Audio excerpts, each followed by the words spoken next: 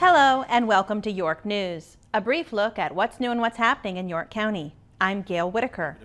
Coming up on this edition of York News, I guess we need to work over here first, Gary, since your lift don't go over that way. Preparations are underway for the Yorktown Celebrates Christmas festivities. Welcome to the Board of Supervisors meeting. Up first, the Board of Supervisors held its most recent meeting on Tuesday, November 17th. It's my goal to represent you with the fiduciary responsibility to assist you in the distribution of the funds and to be an active member. At the meeting, the board was introduced to Charles Nernberger, a new member of the Williamsburg Arts Commission, and presented a commendation to Sheila Myers, past member of the York County Arts Commission, expressing the board's and the county's appreciation for her years of volunteer service. The overall project is called the York River Stewardship Project. The board received a presentation from Michael Steen, Director of Education for the Waterman's Museum, on plans to resurvey the shipwrecks, a summary of the Scenic River evaluation, and an update on the York River Maritime Heritage National Marine Sanctuary project. We are indeed making steady progress to improve visitation overall. The board also received a presentation from Karen Reardon of the Greater Williamsburg Chamber and Tourism Alliance, which was followed by a presentation from the county's Information Technology Director, Adam Frisch. What's called intrusion detection software, and that's updated daily. Some synergies that we have moving forward in some future projects. And Emergency Communications Director, Terry Hall, about the IT and emergency communications systems, achievements, plans, and challenges for the future. There was one public hearing item on the agenda, and it was approved by the board. This was a proposal to amend a section of the York County zoning ordinance by removing the 2-year term requirement for home occupations with non-resident employees.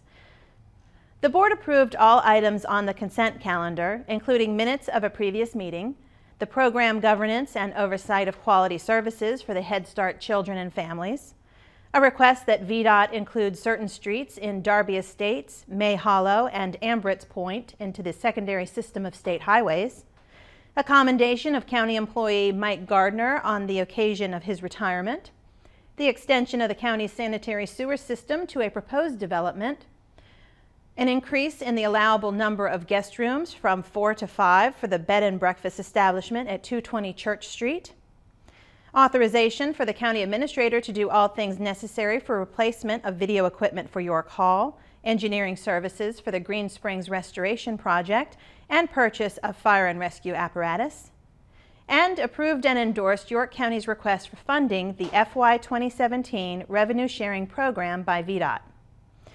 The next Board of Supervisors meeting is scheduled for 6 p.m. on Tuesday, December 1st. For more information about the Board of Supervisors meetings, call the County Administrator's Office at 890-3320. The Board's complete agenda, including all supporting materials, is also available on the county's website at www.yorkcounty.gov. Board of Supervisors meetings are retelecast on WYCG-TV on Wednesday, Thursday, and Friday at 11 a.m., 7 p.m., and 11 p.m., and Saturday and Sunday at 3 p.m. Programs scheduled for 6 p.m. on the board's meeting dates will be preempted by the live meeting. Go to the GIS, and that is a very helpful tool not only to the citizens but also to the staff. Meetings are also available both live and on demand on the web.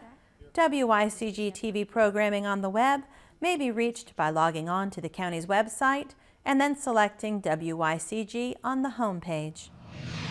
The Board of Supervisors is currently seeking applications for county residents to fill vacancies on the York County Historical Committee, an advisory body to the board on matters of a historical nature dealing with the county and the town of York. The committee meets on the third Thursday of each month in York Hall. The committee shares York County's history with the public through lectures, tours, and publications. The committee also sponsors a number of activities and programs, including the county's Memorial Day ceremony, as well as the Veterans Day ceremony, Christmas tree lighting, and more. For information on applying to this committee, please call 890-3320 or visit www.yorkcounty.gov, select Fast Finds, then Boards and Commissions, and finally, Board Bank application.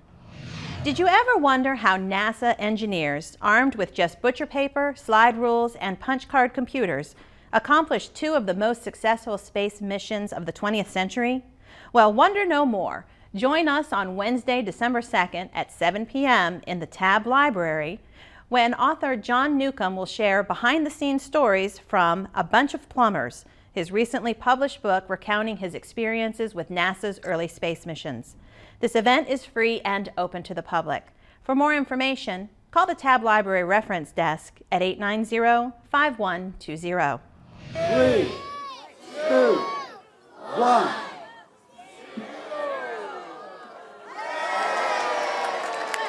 Yorktown celebrates Christmas the weekend of December 4th, 5th, and 6th.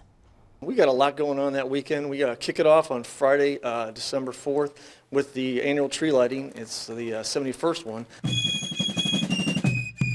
Activities start at 6:30 at the Victory Monument, and they'll walk down Main Street behind the Fife and Drum. At 7:30 they'll step off, go down to Riverwalk Landing, and then we'll have the tree lighting and festivities down there. And Santa and Mrs. Claus will have a visit down there for the kids, and we'll take holiday wishes.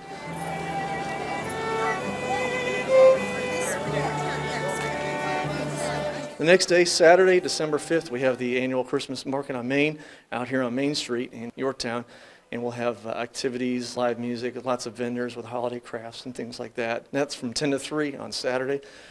And that evening, we have the 19th annual Lighted Boat Parade down in Yorktown with the best of show. And boats will come around and be decorated and things. That's a neat event.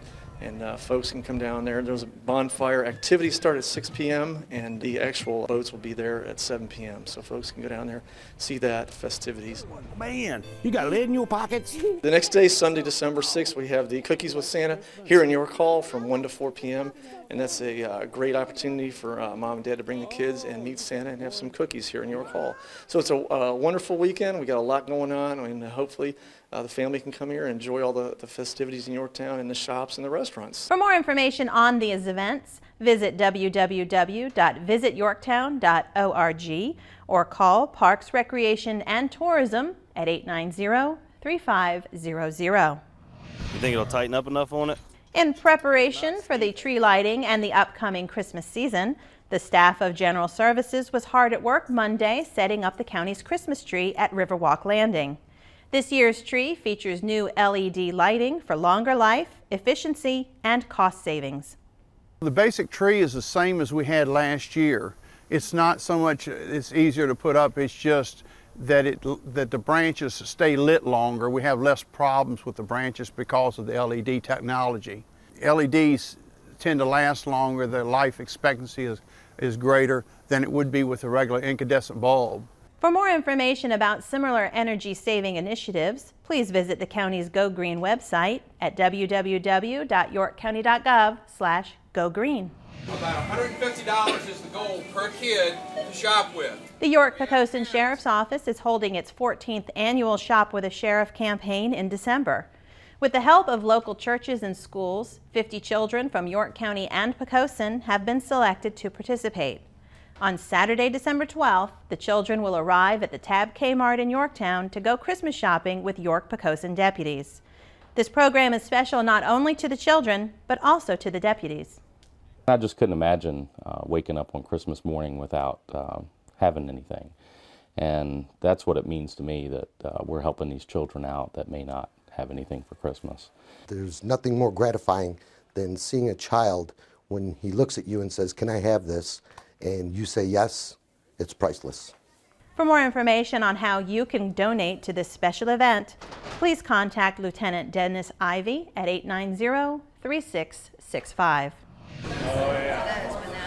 And finally, the Art at the River Committee is pleased to announce the call for artists for the 3rd annual Art at the River Juried Art Show, scheduled for Sunday, May 8th.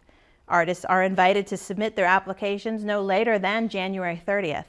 Invitations to participate will be issued on February 27th. Applications are available at www.artattheriver.com.